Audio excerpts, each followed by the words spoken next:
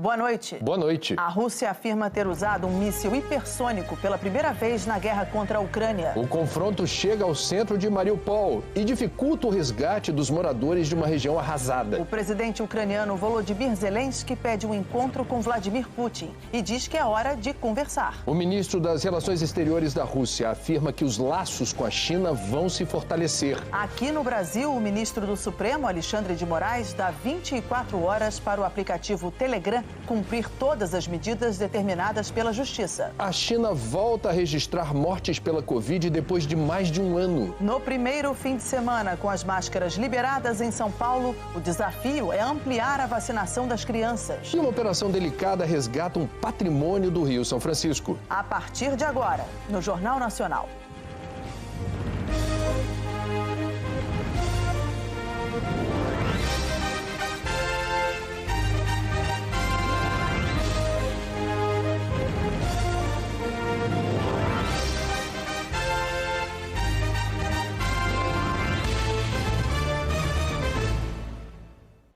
O 24º dia de guerra na Ucrânia foi marcado por confrontos nas ruas de Mariupol, cidade sitiada pelas tropas de Vladimir Putin. Neste sábado, a Rússia também confirmou o uso de um novo tipo de arma.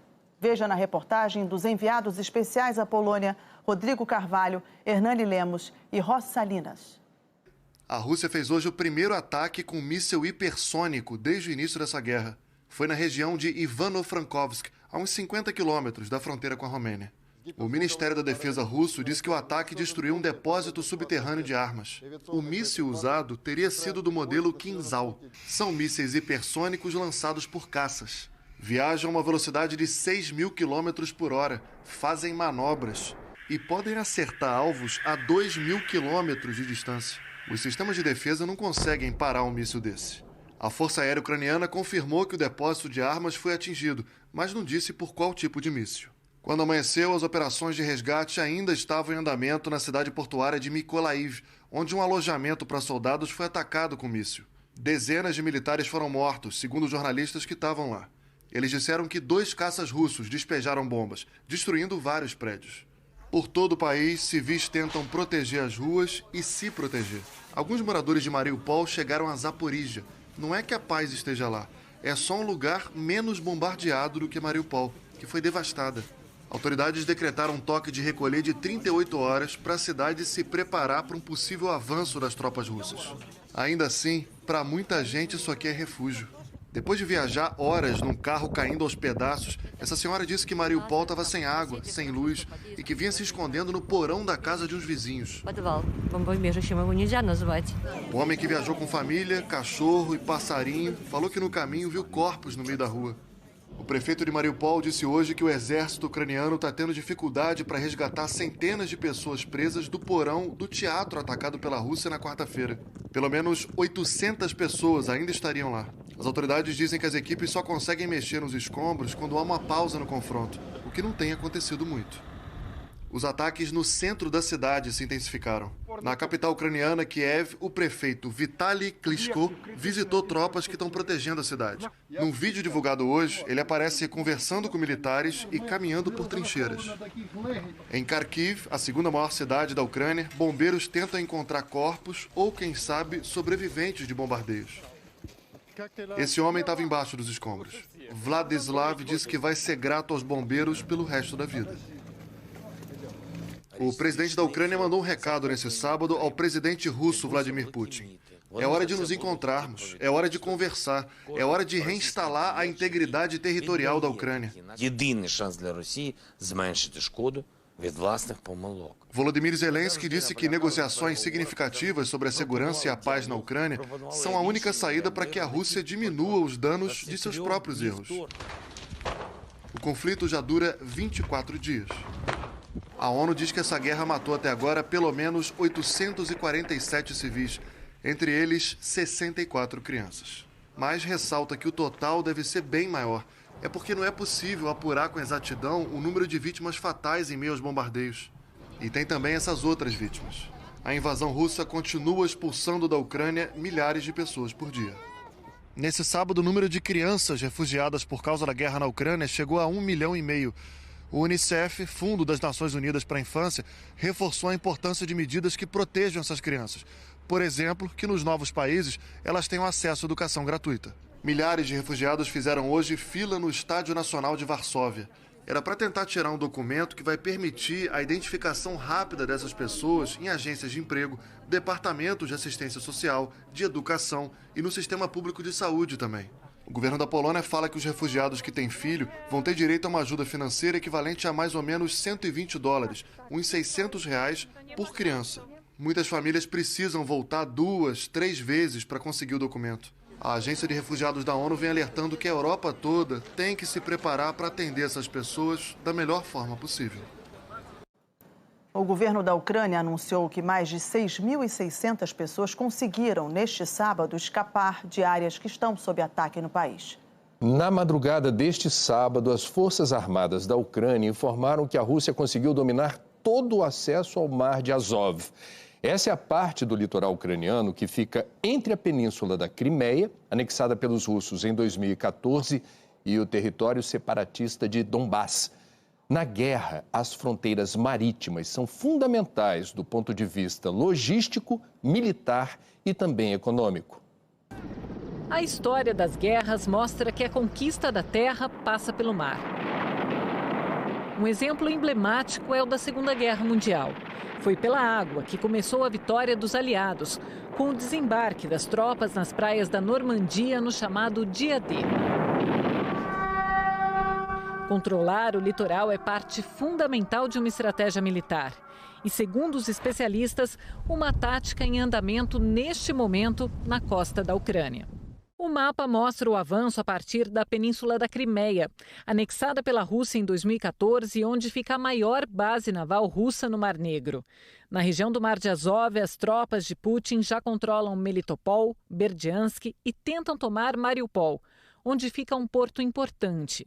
Do lado do Mar Negro, os russos já dominaram outra cidade portuária, Kherson, e agora tem no radar Odessa, a terceira cidade mais populosa da Ucrânia e onde fica o maior porto comercial do país.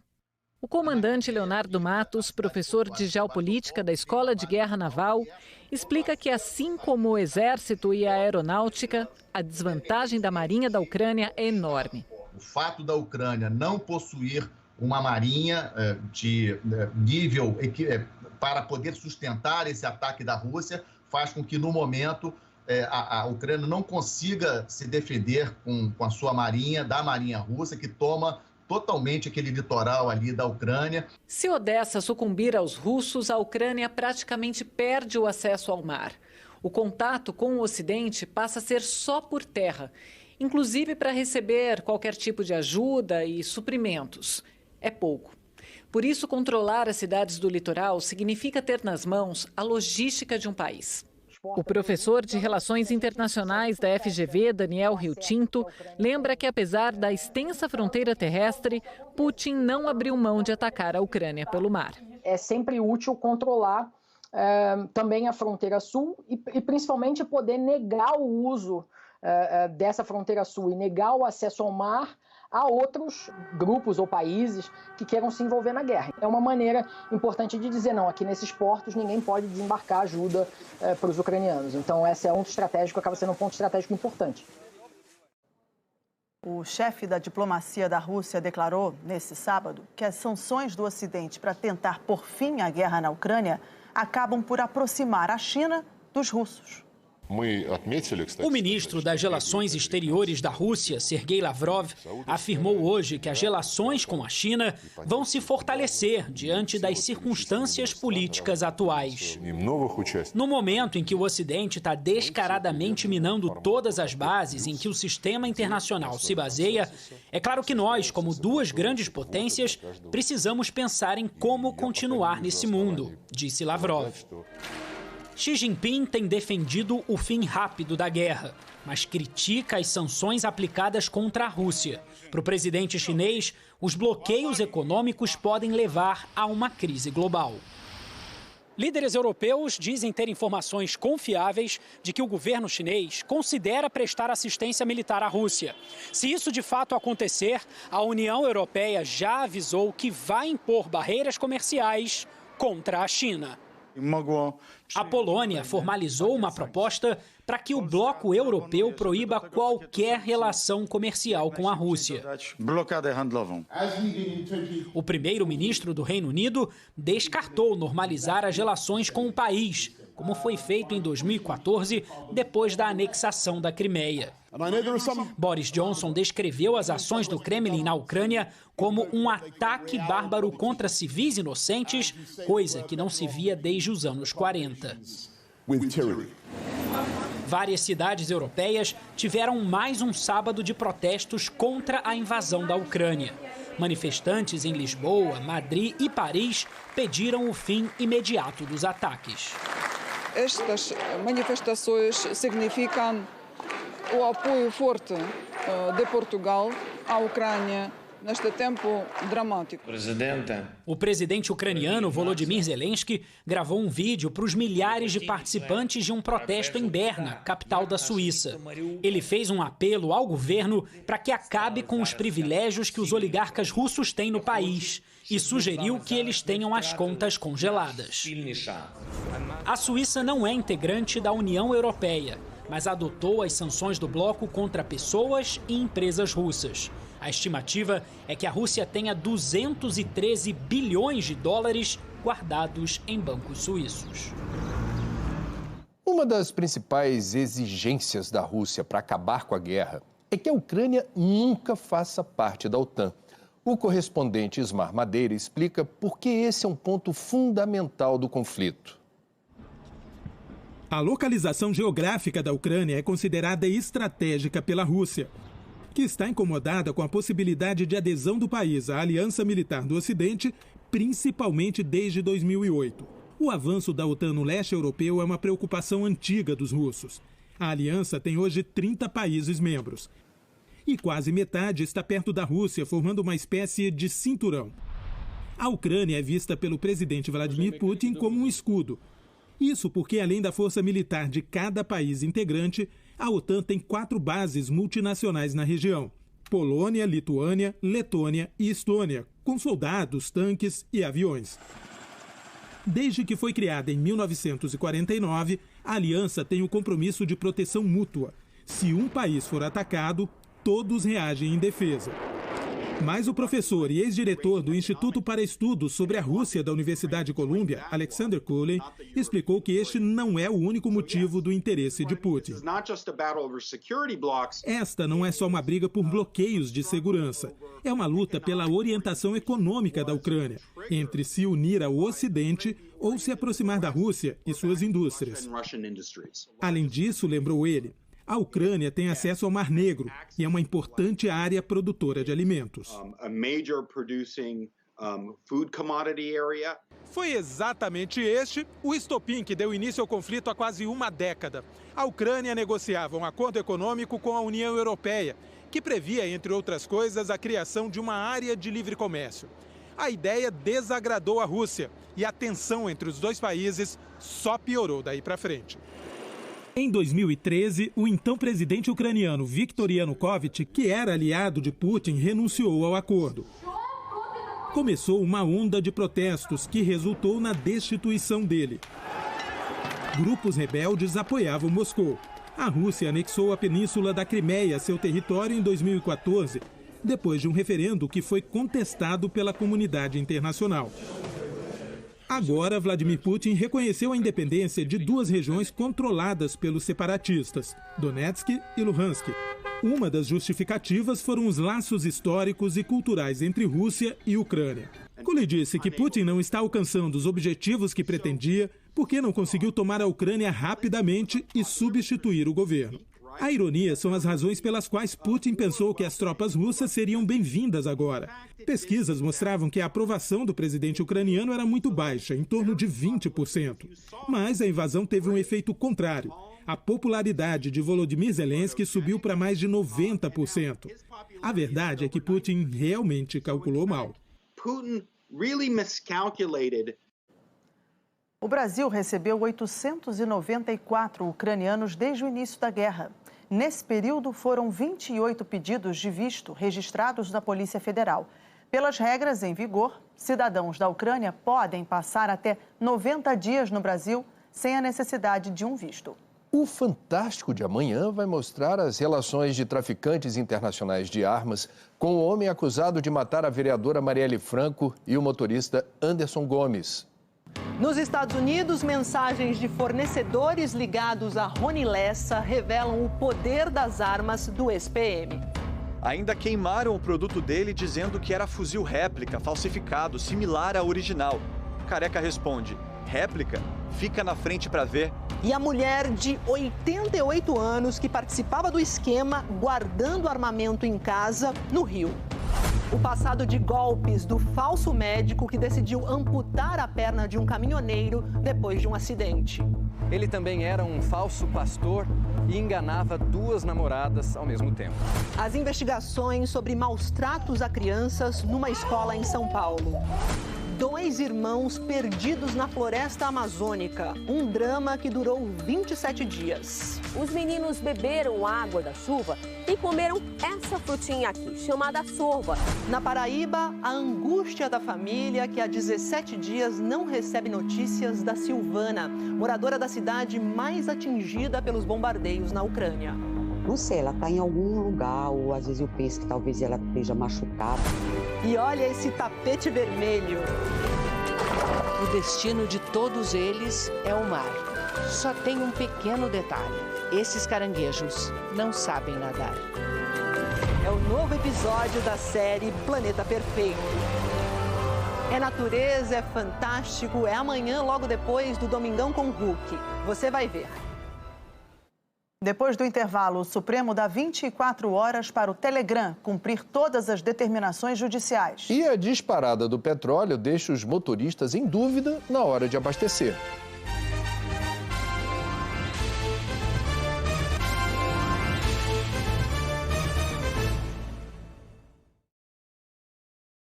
Uma nova decisão do ministro Alexandre de Moraes, do Supremo Tribunal Federal, deu 24 horas para que o aplicativo Telegram cumpra integralmente as medidas determinadas pela Justiça e evite a suspensão do funcionamento do aplicativo de mensagens no Brasil.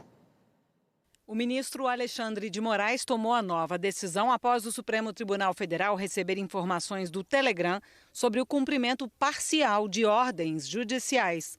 O Telegram alegou ao STF que houve um problema de comunicação com os e-mails da empresa, que teria recebido apenas parte das determinações judiciais. E se desculpou, indicando um e-mail específico para as autoridades brasileiras. De acordo com o ministro, o Telegram informou a adoção de várias medidas, resultando no cumprimento parcial das determinações judiciais. Entre elas, bloqueio de vários perfis relacionados ao blogueiro Alan dos Santos, o bloqueio de perfis adicionais que não tinham sido indicados pela corte, mas que tinham o mesmo padrão de postagem, e também afirmou que os canais do blogueiro não são monetizados e confirmou que o dono dos canais não recebeu fundos do Telegram. Em janeiro e fevereiro, Moraes tinha determinado o bloqueio dos perfis ligados a Alan dos Santos porque ele disseminava informações falsas. Aliado do presidente Bolsonaro, o blogueiro é investigado em 2 inquéritos do STF. Ele teve a prisão determinada, mas está foragido. O ministro Alexandre de Moraes determinou ontem que a Anatel providenciasse a suspensão do funcionamento do Telegram no Brasil. Mas hoje, diante das informações encaminhadas pela empresa, o ministro deu 24 horas para que o Telegram cumpra integralmente todas as ordens já emitidas. Na nova decisão, Moraes destacou que o Telegram ainda precisa indicar a representação oficial no Brasil. Informar imediata e obrigatoriamente todas as providências adotadas para o combate à desinformação e à divulgação de notícias fraudulentas, incluindo os termos de uso e as punições previstas para os usuários.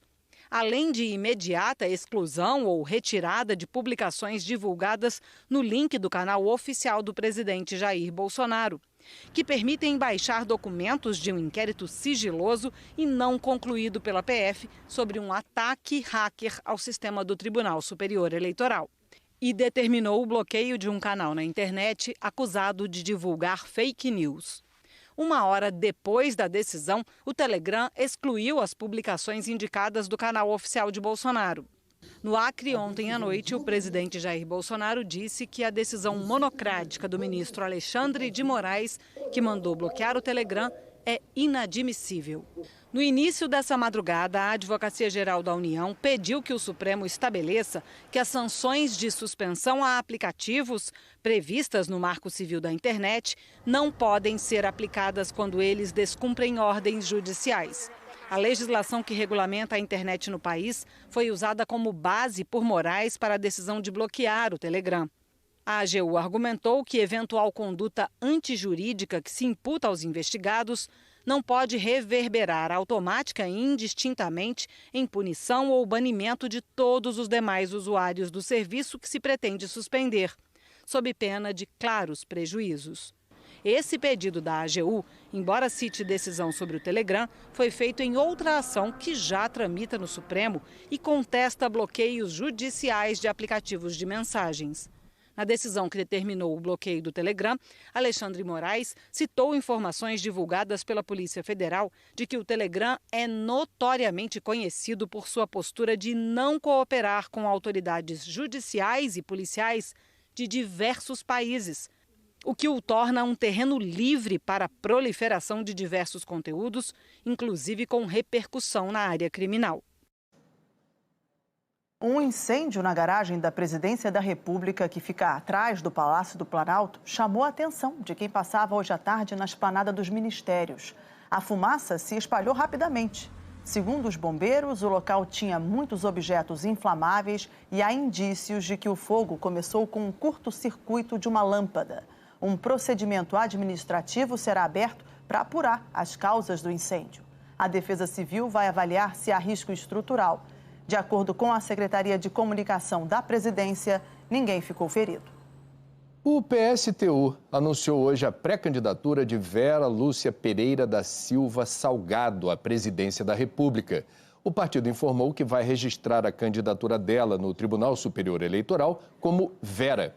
A pré-candidata já foi representante do partido na disputa à presidência em 2018. Pernambucana, formada em Ciências Sociais, também concorreu à Prefeitura de São Paulo em 2020. Outros 5 partidos também já oficializaram as pré-candidaturas. O PDT com Ciro Gomes, o PSDB com João Dória, o Novo com Luiz Felipe Dávila, o MDB com Simone Tebet e o Unidade Popular com Leonardo Péricles. E mais 4 anunciaram os nomes, mas ainda não oficializaram as pré-candidaturas. O PL com Jair Bolsonaro, o União Brasil com Luiz Henrique Mandetta, o PT com Lula, o Podemos com Sérgio Moro. A guerra na Ucrânia tem pressionado ainda mais o preço do petróleo no mercado internacional. Economistas avaliam que essa alta não é pontual e as consequências fora do campo de batalha ainda devem se estender por muitos anos. A guerra na Ucrânia não é sobre a Ucrânia apenas. Nunca foi. Enquanto as tropas russas atravessavam a fronteira, o resto do mundo via o preço do barril de petróleo encostar nos $100. Era só o começo. A Europa e os Estados Unidos reagiram com sanções econômicas que dificultaram o comércio com a Rússia, grande exportadora de petróleo. E o preço explodiu, quase $130 na Bolsa de Londres. Mas nos dias seguintes parecia que oferta e demanda de óleo iam se equilibrar. De um lado, as negociações de paz alimentaram a expectativa pelo fim da guerra. Do outro, a China, grande consumidora de energia, decretou lockdown em centros econômicos importantes, depois de bater recorde de casos de Covid. O barril voltou a ser negociado abaixo dos $100. Durou pouco. Nos dias seguintes, o presidente da Rússia, Vladimir Putin, deixou claro que um acordo com a Ucrânia não está próximo. E o preço subiu de novo. Existe uma relação direta na medida em que a Rússia, sendo o segundo maior produtor de petróleo do mundo, se beneficia bastante, sim, do aumento do preço dentro do mercado internacional. Fica muito nítido dentro desse contexto que quanto maior for o preço do barril de petróleo, mais a Rússia está ganhando pelo produto. Os efeitos da guerra na Ucrânia vão além do preço do barril de petróleo. O conflito já começou a mexer nas relações internacionais. Os países europeus começaram a buscar alternativas às fontes de energia que vêm da Rússia e acabar com a atual dependência até 2030. Quanto mais tempo durarem as sanções, maior é o risco de a Rússia perder espaço nas transações internacionais de petróleo. Hoje, o ministro das Relações Exteriores da Rússia, Sergei Lavrov, fez um esforço para lembrar a importância do país no equilíbrio desse mercado. Lavrov disse que as atuais relações dos países da OPEC+, que reúne grandes produtores de petróleo, continuarão sendo necessárias, mesmo com novos participantes surgindo no comércio mundial de óleo. O que a gente enxerga nas últimas semanas no continente europeu é uma movimentação e uma transformação histórica de um plano de soberania energética da Europa, e que é muito significativo. Isso tende a ampliar as relações econômicas entre China e Rússia, a Rússia se transformando num grande fornecedor de energia e também de commodities, de outras commodities, principalmente grãos, para o mercado chinês e também para a própria Índia. Mesmo antes da guerra acabar, de um exército se declarar vencedor, uma derrota já é dada como certa. Essa guerra na Ucrânia claramente já é o maior erro estratégico que o Putin cometeu em mais de 2 décadas de carreira. Ele vai terminar com uma Europa mais unida, com uma OTAN mais fortalecida e, portanto, ele vai sair menos seguro dessa guerra do que ele entrou. A gente precisa entender esta guerra do ponto de vista dos europeus como o equivalente ao 11 de setembro para os americanos. O que aconteceu no 11 de setembro não foi a queda apenas das Torres Gêmeas, o que aconteceu foi uma mudança na sensação de segurança dos americanos, e isso reorientou a política externa americana para os próximos anos. Vamos ver agora a mesma coisa no caso da Europa. Aqui no Brasil, com o preço da gasolina nas alturas, a venda de etanol subiu mais de 20% em fevereiro. Só que essa vantagem de preço do etanol não deve durar muito, já que o álcool também sofre pressão com o aumento do diesel. Do combustível mais puro ao popular, essa inflação não poupa ninguém. Fica cada vez mais difícil acompanhar o giro da bomba. O motorista está perto de desistir. É uma situação muito complicada, porque tem gente que depende, do aplicativo também, e o emprego não está tão fácil também, Ainda mais nesse cenário crítico que a gente está vivendo. Para ganhar fôlego, ele escolheu o etanol. É que no último mês, o biocombustível ganhou vantagem competitiva. Na média do país, passou a custar 67,9% do valor da gasolina. Uma queda superior a 1 ponto percentual de janeiro para cá e de quase 10 pontos percentuais em 6 meses, nas contas da União da Indústria de Cana-de-Açúcar. Afogado pelas altas recentes, o consumidor respondeu depressa. A venda do etanol hidratado nas usinas do Centro-Sul bateu 1,11 bilhão de litros em fevereiro, 26,2% a mais que em janeiro. O bonito desse mercado é o consumidor, Ele é que domina esse mercado. Sempre ele vai buscar o combustível mais barato. Em alguns momentos, o combustível mais barato para ele é o etanol, em outros momentos, o combustível mais barato é a gasolina. Essa discussão extrapola o mercado de gasolina e etanol, porque, segundo economistas, o custo do transporte tem impacto direto em todos os setores da economia. Os combustíveis no Brasil já estavam caros quando a guerra na Ucrânia elevou o preço do petróleo no mercado internacional.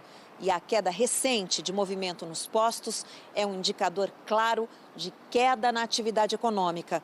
Porque a gente usa muito produto para transporte e para entrega de mercadorias. Então caiu aqui, cai tudo. E a vantagem do preço do etanol pode durar pouco, porque não escapa da pressão sobre o diesel, que move o transporte da cana-de-açúcar. É só pensar que parte importante da mercadoria que roda no Brasil, que é transportada por caminhões que usam óleo diesel.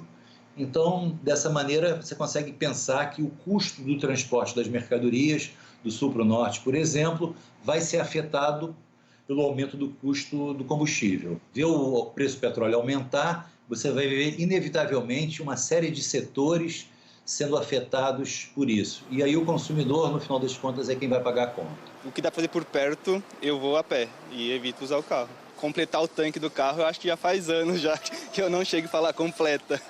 Caro demais. Então, absurdo, não dá. A seguir, os números da pandemia no Brasil. E o projeto pioneiro que está transformando uma favela no interior de São Paulo. O sábado teve postos de saúde abertos o dia inteiro em São Paulo para vacinação contra a Covid. Completar o esquema vacinal se tornou ainda mais importante agora que o uso de máscaras não é mais obrigatório no estado. Sabe programa de família? Então, na casa da Andréia, dia de vacinação é assim.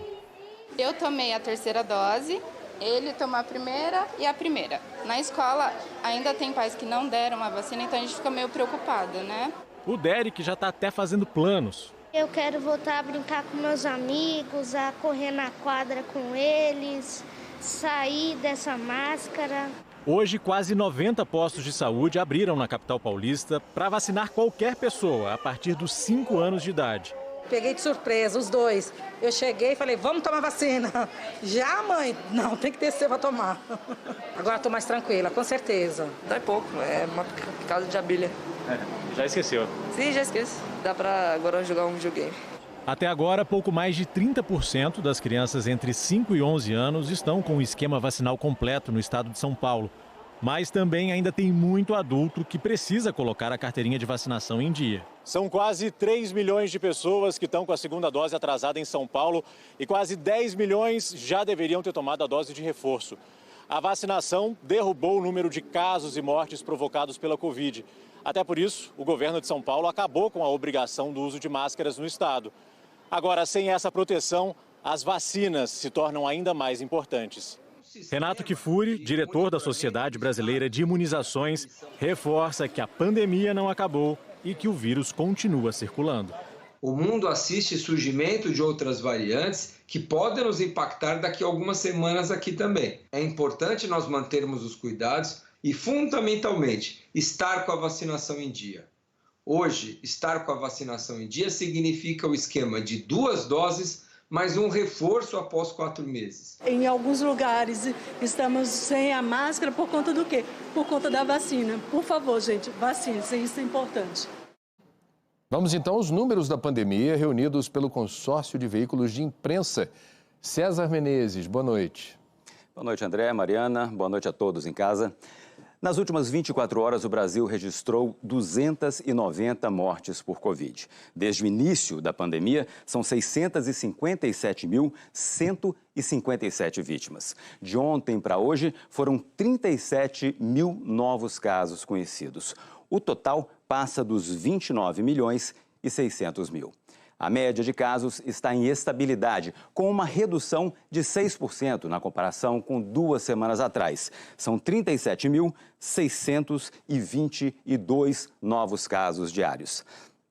A média de mortes segue em queda, de 28% hoje. Por dia, são 309 mortes em média. Agora, a vacinação. Entre os brasileiros que têm 5 anos ou mais, 79,45% estão completamente vacinados com as 2 doses ou a dose única. A dose de reforço foi aplicada em 44,82% da população com 18 anos ou mais. No mapa, os estados em verde escuro são os mais adiantados na vacinação completa da população que pode ser imunizada. Outras informações sobre a vacinação e a pandemia você acha lá no g1.com.br/coronavírus. Mariana, André. Obrigada, César. Boa noite. E a China registrou hoje as primeiras mortes por Covid desde janeiro do ano passado. 2 pessoas morreram na província de Jilin, na região nordeste do país. Segundo o governo chinês, as vítimas de 87 e 65 anos já tinham outros problemas de saúde. Uma delas não havia tomado a vacina. Desde o início da pandemia, o governo chinês contabiliza 4.600 mortes pela Covid. Durou 2 semanas a liberação do uso de máscaras na Áustria. O ministro da Saúde do país voltou atrás e disse que os austríacos serão obrigados a usar as máscaras em locais fechados a partir de quarta-feira. Ele afirmou que a situação nos hospitais preocupa e reconheceu que as medidas de relaxamento foram prematuras. O ministro também reforçou a necessidade de aumentar a cobertura da vacina. A segunda dose da vacina, que está em 73%. Outros países da Europa, como o Reino Unido, França, Itália e principalmente a Alemanha, também registram alta no número de novos casos. Um grupo de 120 pessoas, a maioria empresários, visitou hoje uma favela no interior de São Paulo que tem um projeto pioneiro de combate à pobreza. O grupo chegou num voo fretado a São José do Rio Preto e conheceu as histórias das famílias que vivem na comunidade. A favela Marte faz parte de um projeto da rede Gerando Falcões e do Instituto Valkyrias World. O projeto Favela 3D prevê geração de emprego, melhores condições de moradia, além de acesso à educação e à saúde. Nas palavras dos idealizadores, a meta é transformar a pobreza em peça de museu. E essa transformação já começou, como a gente vai ver na reportagem. O espaço é improvisado. No muro do quintal de uma casa na favela, as lições de mais uma aula sobre empreendedorismo. Eu tenho dificuldade com muita coisa, assim, em matéria de empreendedorismo, de matéria de cuidar do seu próprio dinheiro. Como é que eu faço para vender a minha mercadoria? Para quem que eu vou vender a minha mercadoria? O que se aprende com os voluntários em cursos e palestras já é colocado em prática dentro da favela mesmo.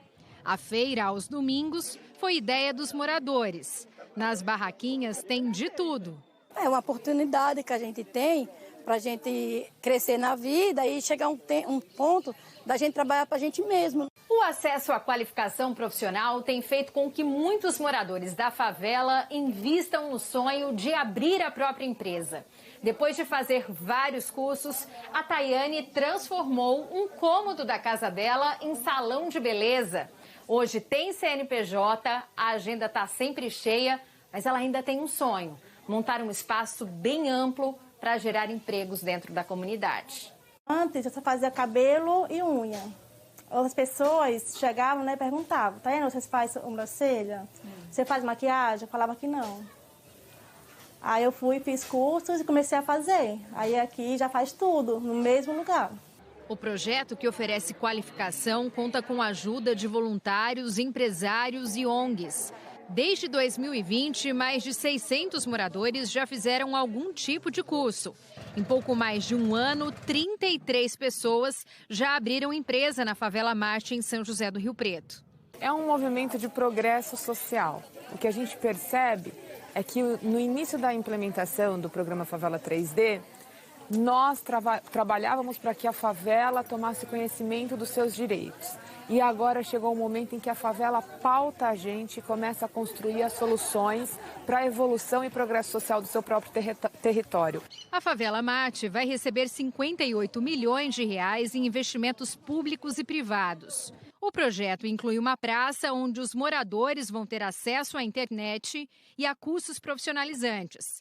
A previsão é que as obras fiquem prontas em até 3 anos. A estratégia é preparar os moradores da Favela Marte para uma nova realidade social. A comunidade, onde vivem 240 famílias, a maioria em situação de extrema pobreza, vai servir como modelo de um programa pioneiro no Brasil. A favela é a grande startup brasileira. É tanto que foi de lá que saiu a feijoada, o samba, o carnaval. A favela está sempre se reinventando e construindo tecnologias de sobrevivência, como transformar uma panela num chuveiro. Essa é coisa de empreendedor. E o empreendedorismo é a grande plataforma. O que a gente está criando nas favelas, estimulando o empreendedorismo, é uma forma de superar a pobreza e também a fome. Em Fortaleza, um projeto distribui hortaliças de graça para os idosos. Uma ajuda muito bem-vinda, no momento em que o preço dos alimentos está pesando no bolso. No cenário urbano da periferia de Fortaleza, um oásis verde de plantas orgânicas, espaço disputado pelos idosos da comunidade. Ai, eu senti muito feliz. de ver essa horta tão linda, a população toda, né? Só precisa ter mais de 60 anos para se inscrever e receber as hortaliças cultivadas sem agrotóxicos e em canteiros com fibra de coco, que retém mais água. É alimento saudável e de graça, pertinho de casa.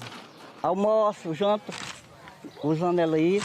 Tudo que vem vindo para a gente numa crise dessa, tudo se torna muito. Hoje eu vou comer logo 6 folhas de alface para começar. Para que a produção não pare e a distribuição possa ser feita a cada 15 dias, o cultivo é feito por revezamento, em 2 estufas. Enquanto uma está em pleno plantio, a outra já está pronta para a colheita. Assim, os idosos têm sempre hortaliças no ponto para levar para casa. A dona Conceição não perde uma oportunidade. A verdura recebida é suficiente para 2 semanas de consumo da família. E o dinheiro que ela economiza ajuda nas despesas de casa. Para comprar água, né? E outras coisas que eu precisar. Um dia sagrado, eu tenho que ir. Pelo menos 1.100 idosos são atendidos por mês nas 4 hortas sociais espalhadas por Fortaleza. Elas são mantidas por uma ONG em parceria com a prefeitura. Esse projeto tem 3 pilares, né? A segurança alimentar, a agricultura urbana e a interação e inclusão deles. É que os próprios idosos também podem cultivar a terra. E este se torna também um espaço de convivência, terapia e aprendizado. Mexer na terra é muito bom, porque a gente aprende muito bem cultivar, plantar. Isso é ótimo para a gente. E sai feliz. Botei a mão na massa, fomos plantar, começamos do couve, o coentro, a alface. Agora nós estamos colhendo, recebendo. Aí hoje eu vou levando meu couve aqui, ó, que beleza. A seguir, os gols de sábado pelos campeonatos estaduais. E a medalha de ouro do brasileiro Darlan Romani no Mundial de Atletismo.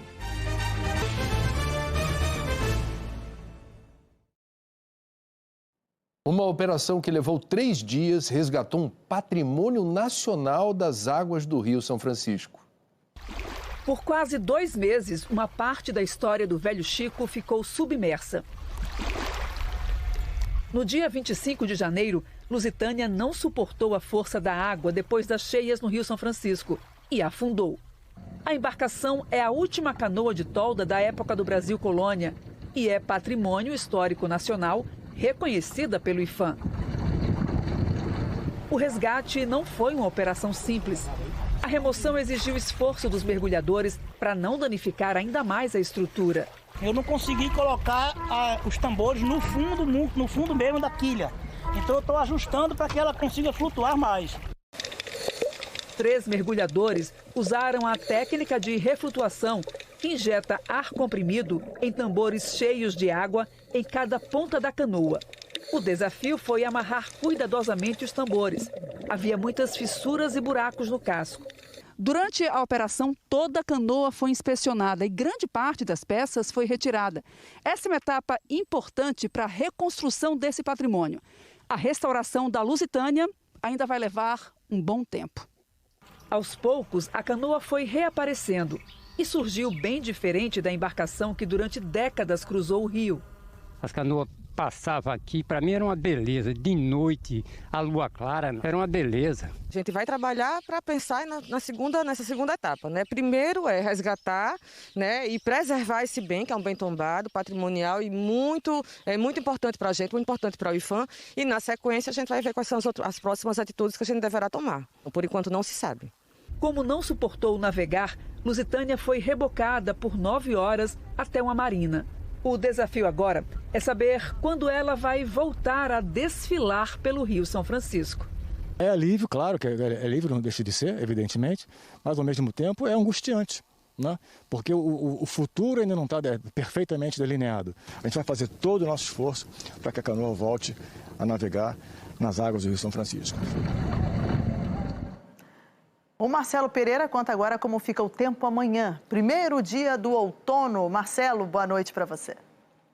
Boa noite para você, Mariana. Boa noite também para o André. Boa noite também para os nossos amigos e amigas de casa. Olha, o primeiro dia do outono será de chuva em boa parte do país. Amanhã, Os alertas para o risco de temporais e chuva volumosa estão valendo para quem está aqui no litoral de São Paulo, região metropolitana e pegando também aqui o sul fluminense. Depois o oeste do Acre e também o oeste do Amazonas. Em laranja, risco para temporais, pegando do norte, aqui é o Rio Grande do Norte, no Nordeste, e aqui de Mato Grosso do Sul, chegando até a cidade do Rio de Janeiro. No Nordeste, Sul e Sudeste, a chuvarada está sendo provocada principalmente por dois sistemas. No Nordeste é a Zecite, é a zona de convergência intertropical. Sul e Sudeste é a passagem dessa frente fria que deve chegar no Rio de Janeiro amanhã. Na rota dessa chuvarada, atenção para você que está em Santos, no litoral de São Paulo, com 130 milímetros, Paraty, no Rio, com 80, São Luís, Rio Branco e Cuiabá, variando entre 40 e 20 milímetros de chuva. Já as capitais mais afetadas por esses fortes temporais serão São Paulo, entre amanhã e segunda, com 65 milímetros, e o Rio de Janeiro, que acumula de domingo até na terça-feira 120 milímetros. É muita chuva e as temperaturas, claro, vão diminuir aí na cidade do Rio. Mesmo com a chuva, as temperaturas ficam elevadas na maior parte do Brasil neste domingo. Destaque para você que está em Vitória com 35 graus, Palmas no Tocantins com 32, a mesma máxima para quem está no Recife.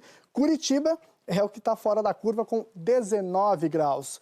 Regiões com sol e sem chuva amanhã, pegando praticamente todo o estado do Rio Grande do Sul, subindo pelo interior de Santa Catarina e o interior do Paraná, pegando o norte do Espírito Santo, cruzando por Minas, passando por Goiânia, Brasília, toda essa área central da Bahia, até chegar no sertão nordestino. E o calorão está garantido para você que está em Petrolina, no Pernambuco, com 32. Na cola, na mesma, vem BH com os mesmos 32. E Goiânia também com 32 graus.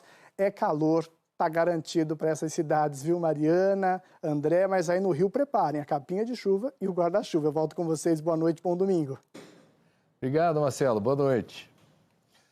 A história de resistência dos povos indígenas brasileiros foi capturada pela lente do repórter fotográfico Ricardo Stuckert.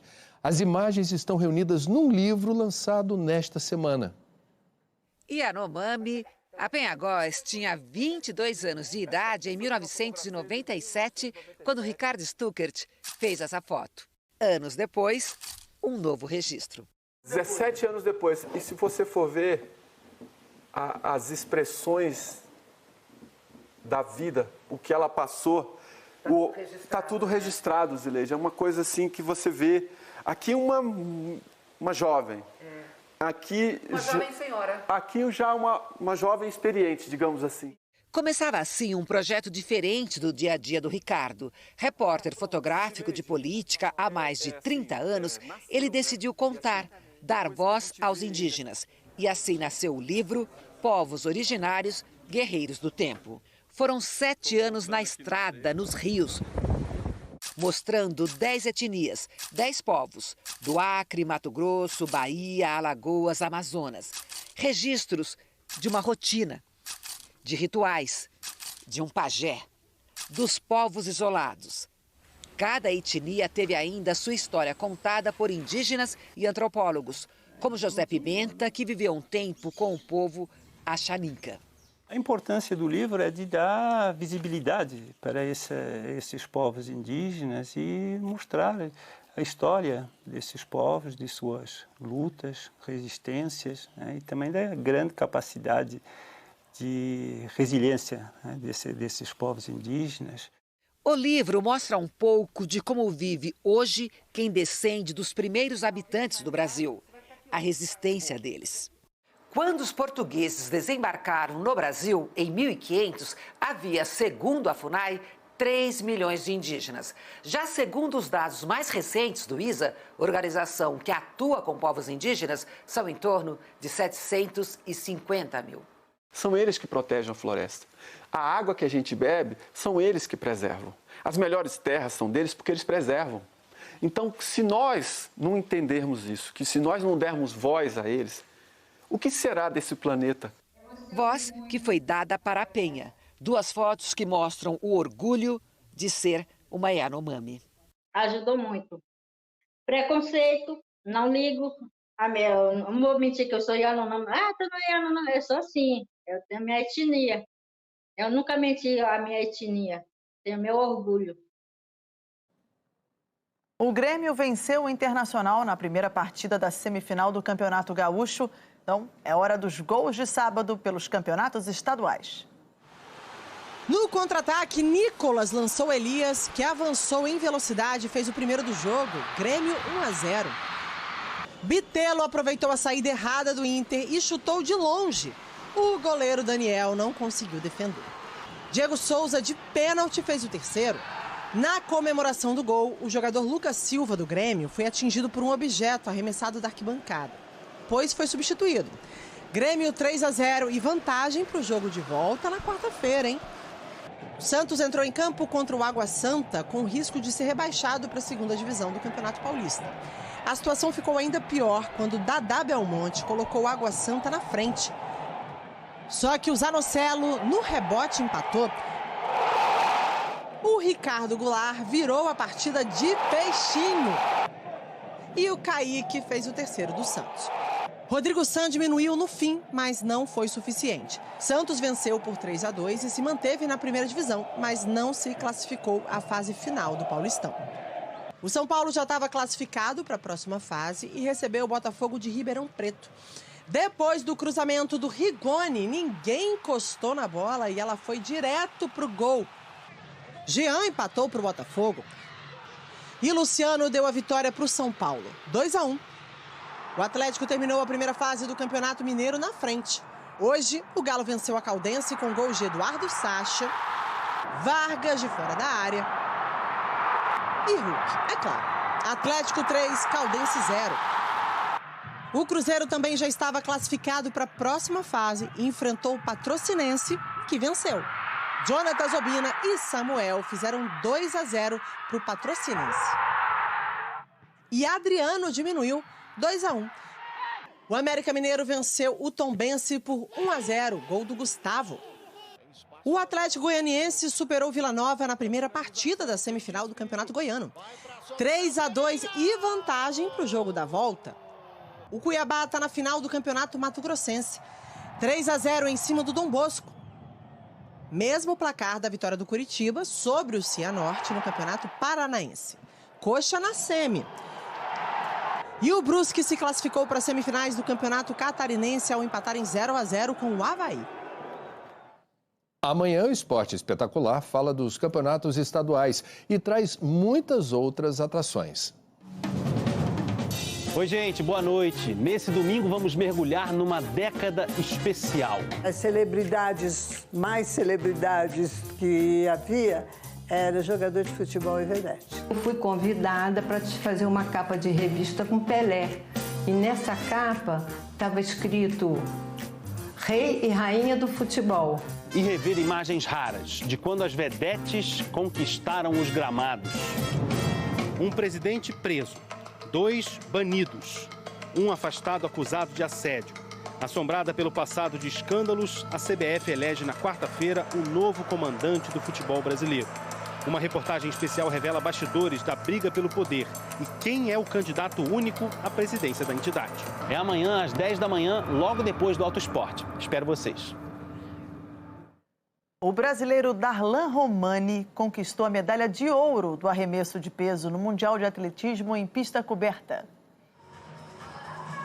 Darlan atingiu a marca de 22 metros e 53 centímetros. E superou, inclusive, o atual bicampeão olímpico, o americano Ryan Krause. Ele é o primeiro brasileiro a se tornar campeão mundial no arremesso de peso.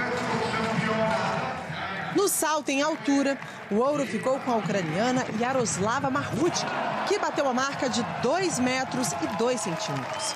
Yaroslava é uma das 6 atletas ucranianas presentes no Mundial, que está sendo disputado em Belgrado, na Sérvia. Ela disse que a equipe da Ucrânia deixou o país em uma viagem de carro que durou 3 dias, ao som de sirenes e de explosões. Parabéns, Yaroslava, e parabéns, Darlan. O Jornal Nacional termina aqui. Boa noite para você. Boa noite, um domingo de paz para você.